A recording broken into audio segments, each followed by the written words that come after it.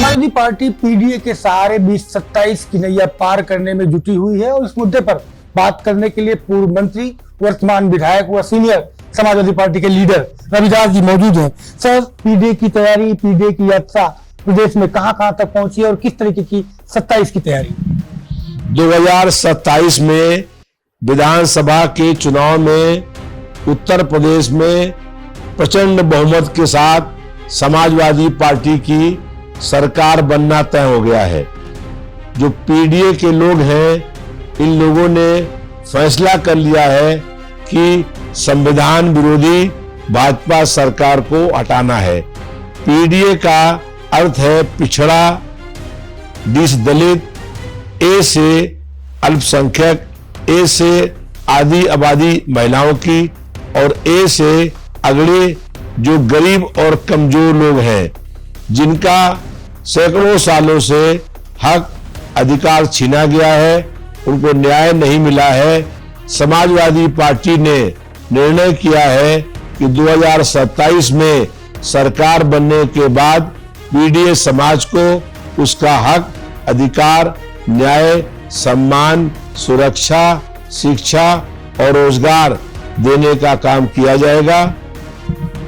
अब आरएसएस के 100 वर्ष पूरे हुए हैं, ऐसे में देश के प्रधानमंत्री ने एक सिक्का भी जारी किया जिसमें भारत माता की फोटो लगी।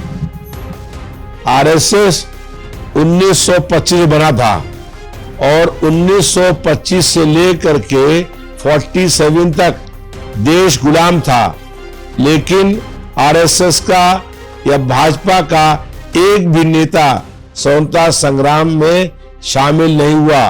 वो उल्टा अंग्रेजों की मुखबरी करते थे, जिससे जो क्रांतिकारी लोग थे उनमें से कई लोगों को फांसी भी हुई थी।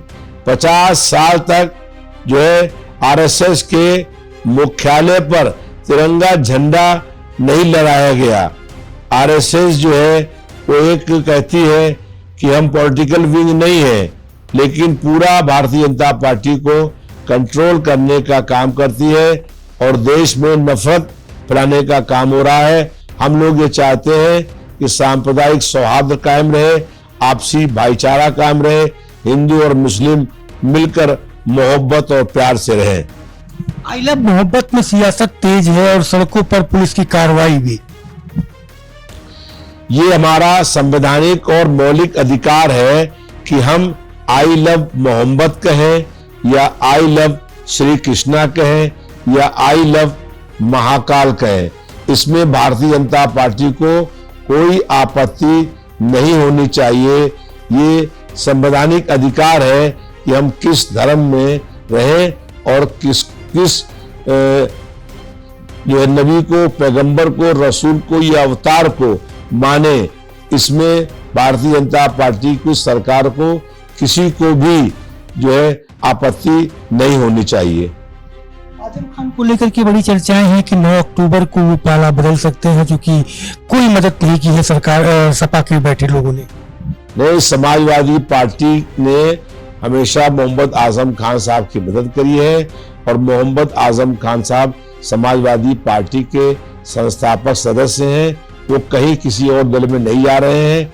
8 तारीख को रामपुर में रैली है और समाजवादी पार्टी के राष्ट्रीय अध्यक्ष माननीय अखिलेश यादव जी और मोहम्मद आजम खान साहब एक ही मंच से भाजपा सरकार के खिलाफ सत्ता परिवर्तन का शंखनाद करेंगे। जीएसटी सरकार ने कम की है और पूरी सरकार, चाहे केंद्र के मंत्री हो, प्रदेश के मंत्री हो या अन्य स्टेट के बीजेपी के गवर्नमेंट मंत्री, व्यापारियों के पास जा रहे हैं, लोगों के पास जा रहे हैं कि उन्होंने जीएसटी कम कर दी है। भाजपा की सरकार ने ही जीएसटी बढ़ाई और 8 साल में जीएसटी बढ़ा करके पूरी देश की जनता को लूटने का काम किया और अब कह रहे हैं कि हम जीएसटी कम कर रहे हैं।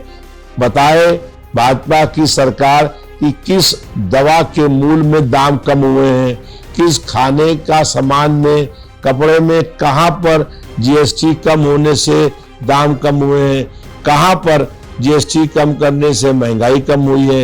ये केवल जनता को गुमराह करने का प्रयास है। हकीकत में कहीं भी जीएसटी कम नहीं हुई है। अगर किताब पर जीएसटी कम करी है तो कागज पर जीएसटी बढ़ा दी है और फिर वही मूल्य है जो पहले मूल्य था। तो भाजपा की सरकार ने केवल जनता को गुमराह करने का काम किया है।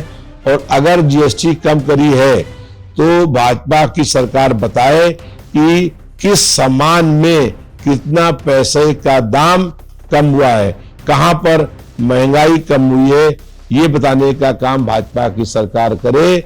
वैसे जीएसटी कम होने से की बात करने से कहीं पर महंगाई में या मूल्यों के दामों में कहीं कोई कमी नहीं हुई है।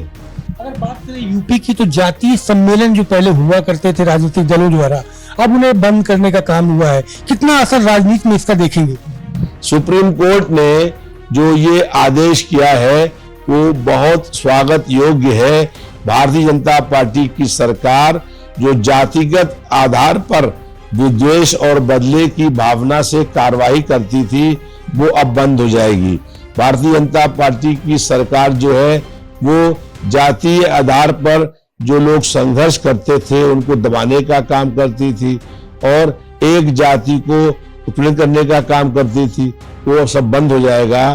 तो निश्चित रूप से ये सुप्रीम कोर्ट का बहुत ऐतिहासिक फैसला है जिसका हम लोग स्वागत करते हैं। एक अंतिम सवाल मंत्री जी की, जिस तरीके से बिहार में एसआईआर लागू किया गया, चुनाव आयोग कह रहा है कि इसे मॉडल बनाया जाएगा और देश के अन्य जो स्टेट हैं वहां पर भी लागू किया जाएगा चुनाव के पहले। पूरा देश ये बात जान गया कि चुनाव आयोग के समर्थन से भाजपा ने वोट चोरी करने का काम किया है। अब पूरे देश भर में लोग ये कह रहे हैं कि वोट चोर गद्दी छोड़, और इसीलिए लोगों को सुप्रीम कोर्ट जाना पड़ा और सुप्रीम कोर्ट ने चुनाव आयोग के खिलाफ कई आदेश किए हैं। हम लोग ये लगातार मांग करते हैं कि चुनाव आयोग अगर निष्पक्ष है तो चुनाव ईवीएम मशीन के स्थान पर बैलेट से चुनाव हो। जिस देश ने ईवीएम मशीन बनाई है वहां पर भी चुनाव बैलेट से हो रहे हैं। दुनिया के किसी भी एडवांस देश के अंदर चुनाव ईवीएम मशीन से नहीं हो रहे हैं, चुनाव बैलेट से हो रहे हैं।